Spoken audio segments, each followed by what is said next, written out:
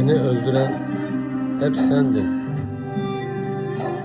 Silahımda beynime dayadığım son kurşun sendin. Belimde kınından çıkmamış, sürtündükçe vücudumu kesen hançerim de sendin.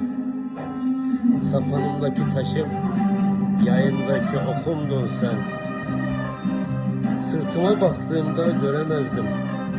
İçime acıtan hançerin sızısı da sen. Yaram açık, düşmanın basamadığı tuz da sen.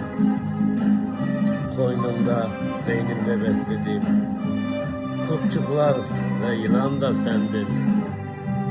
Her daim zehrini içime akıttın. Ilık ılık damarımda kanımı kurutan da sendin.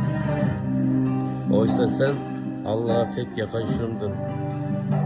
Hamdımdın, dileğimdin, son ufkumdun. Duamdın. Yalan dünya derken tek doğrum sendin. Temennim gözüne dizine dursun.